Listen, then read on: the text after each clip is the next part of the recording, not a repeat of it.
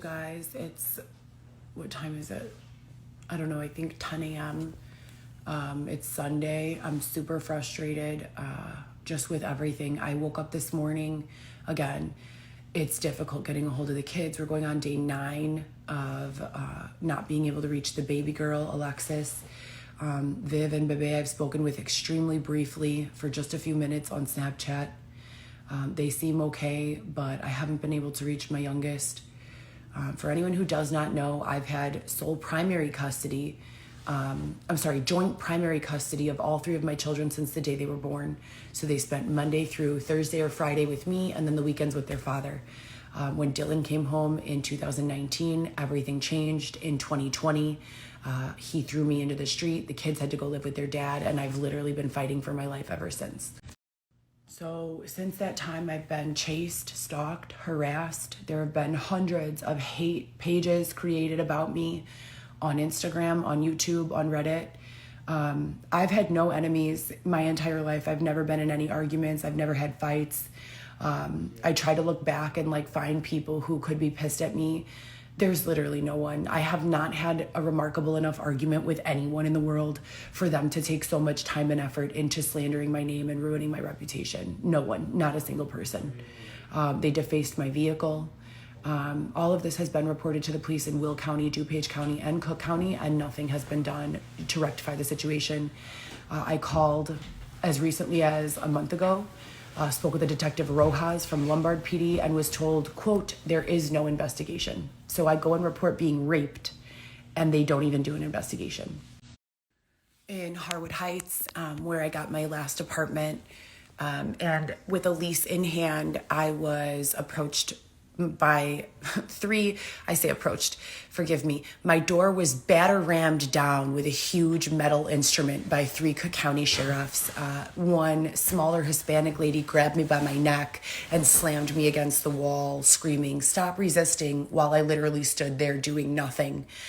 Prior to 2019, I have had no police contact, no criminal record, no nothing. I still have no criminal record, never been to court regarding custody of my kids, and have filed five independent petitions with the Richard Day Daley Center, as well as 555 West Harrison.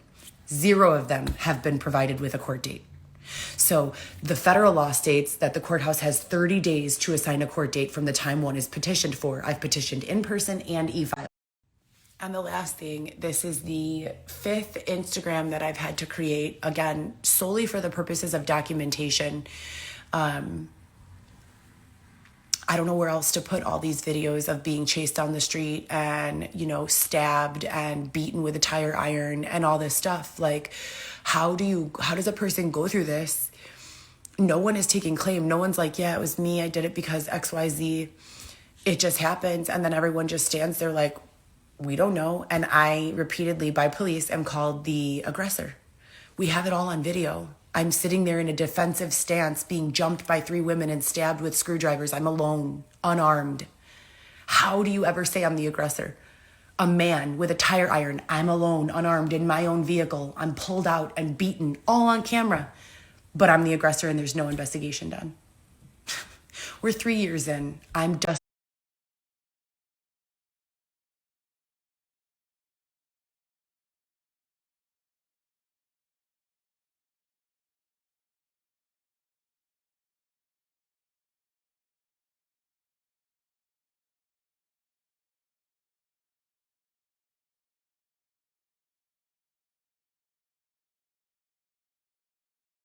So if you're still here, listen, bro. You motherfuckers have to stop talking and listen if you want to know. So one of the stages in this narcissistic cycle of abuse, and let me just be clear, another word for narcissist is trick, government paid or unpaid informant. So these niggas are using everyone around them to gather information, not because they want to, because they're being strong-armed by the law, okay, and the government.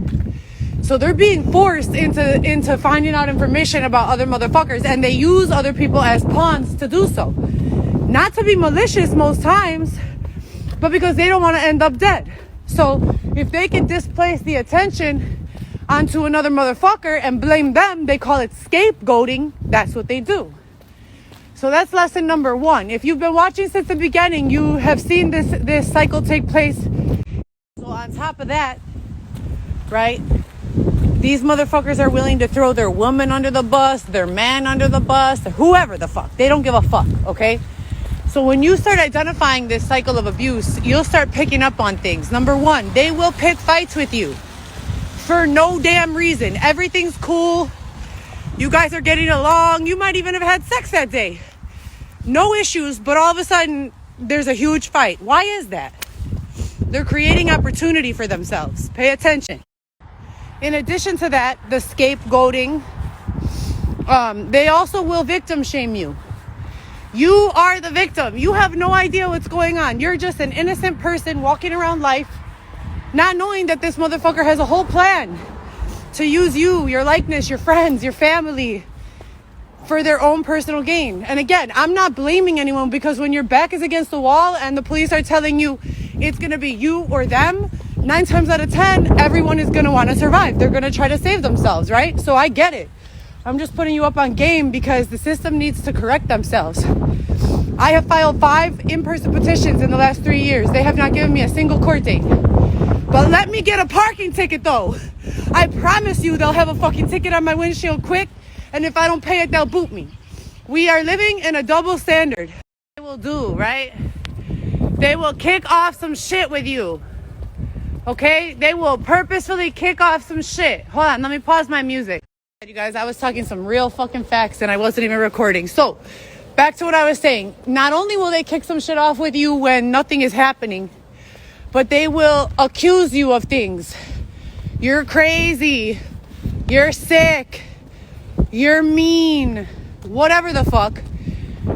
And really all you're doing is protecting yourself and being regular. Like, they do this in an intentional smear campaign because, again, it doesn't matter if this is easily disproven. I have people telling me I'm crazy, but yet I have 3 psych evals all saying I'm fine. So it can easily be disproven, the bullshit that they say, but it doesn't matter because it's a smear campaign. So they're planting seeds and rumors and tarnishing your character because not everyone is going to invest the time that it takes to find out the truth. There will be some people who take the bullshit